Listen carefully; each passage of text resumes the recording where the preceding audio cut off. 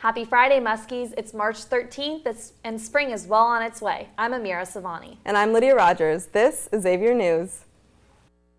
From the Xavier University Television Studio, this is Xavier News.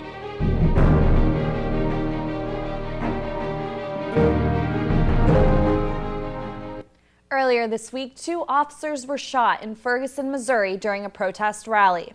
No one has been taken into custody, but the police believe the gun the bullets came out of were shot out of a handgun. Both police officers were treated in a local hospital and have since been released. The tension has been building up since 18-year-old Michael Brown was unarmed and shot by Ferguson police.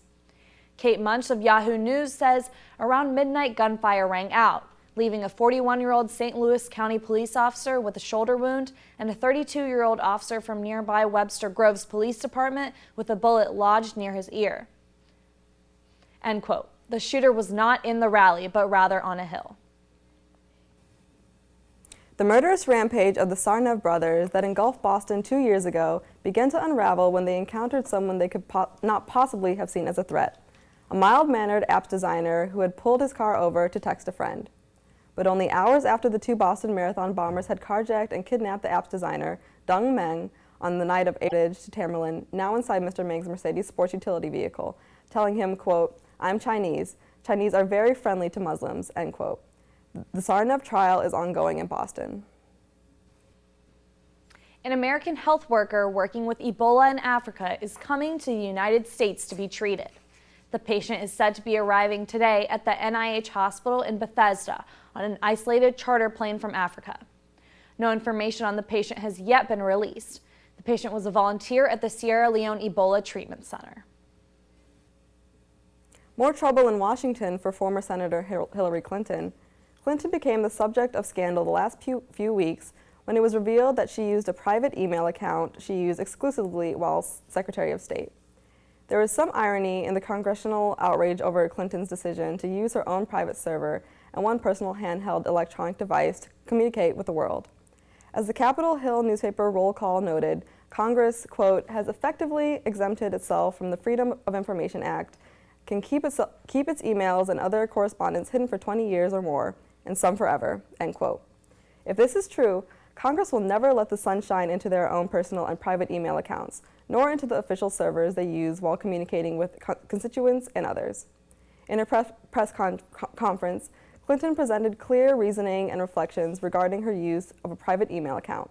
She also noted that the State Department asked, quote, former Secretaries of State for our assistance in providing copies of work-related emails from our personal accounts, end quote, after she left office. She provided them and has asked that they immediately be made public. In Moscow, a fire erupted in a shopping center earlier this week. At this time, 5 people are confirmed among the dead, and there are 25 more that are currently missing and 40 people who are injured. The cause of the fire has yet to be determined. For a different experience this weekend, check out the Center for Interfaith's Holy event. The Hindu Festival of Colors will feature colored paint, music, and fun for all students. The Acapellas, Xavier's Women a cappella group, will provide entertainment, the XU dance team will give a performance, and the Art Society will be there to paint faces. The festival is today beginning at 4 p.m. on the green space and Hussman stage.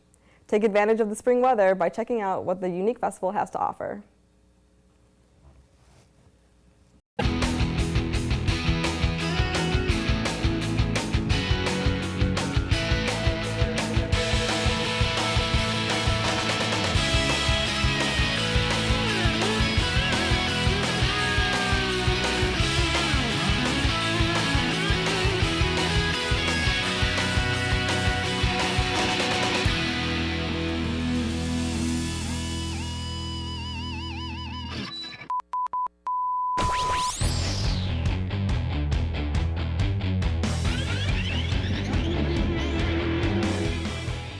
What's going on, Xavier fans? Welcome to another edition of the Xavier Sports Report. I'm Andrew Tanner. Let's jump right into the action. It was a wild night last night in New York as the Muskie men's hoops topped Butler in a 67-61 overtime thriller to advance in the Big East tournament. It was a pretty sloppy game for the X, though, during regulation. Butler started the game on an 8-0 run and jumped out to a 10-point lead before Xavier found some relief from the bench, when Miles Davis and Jalen Reynolds fueled a 7-0 run to cut the lead to 3 near the end of the first half. And a Trayvon Blewett three-pointer cut the lead to 1, and then D. Davis slant another 3 on that event from last season. And Armando Mas was right behind him as XU went 1-2 in that event. Arthur Smith won his second backstroke victory of the championship this time, winning the 200 back, clocking in at 149.49. And Brett McDonald's team is really looking like a dynasty in the making these past couple seasons. They have swam like sharks in a Big East pool that's like full of minnows the past 2 seasons. Can they get the three-peat next season? That's the stuff of legends. It'll be fun to watch the new championship team on campus as they go for that milestone in 2015-16. Now we slide to the Diamond, where the Musketeers are readying for a 3-game series against Tulane this weekend. 4-11 XU is looking to snap a 7-game losing streak after losing back-to-back series, so a rough start to the season.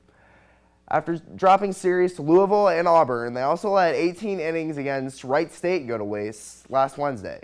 Wright State, wrong college for Xavier to choose to play this past Wednesday.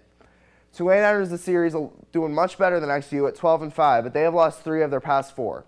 A quick Bengals update. Free agency began on Tuesday for the NFL, and the Bengals made a really good move, signing former Packers and Ohio State linebacker A.J. Hawk to a 2-year deal. Hawk won a Super Bowl with Green Bay in 2011, and the 9-year veteran cited a desire to come back to his home state as to why he chose the Bengals. He grew up watching them in nearby Centerville. He should give them a formidable linebacking corps this season, joining a newly healthy Vontaze Burfict and recently re-signed Ray Malaluga. And that's all for this edition of the Xavier Sports Report. Good luck to all our athletes this weekend. I'm Andrew Tanner, and for everyone here at the studio, enjoy the games, enjoy this warm spring weather, hopefully the rain passes, and have a great weekend.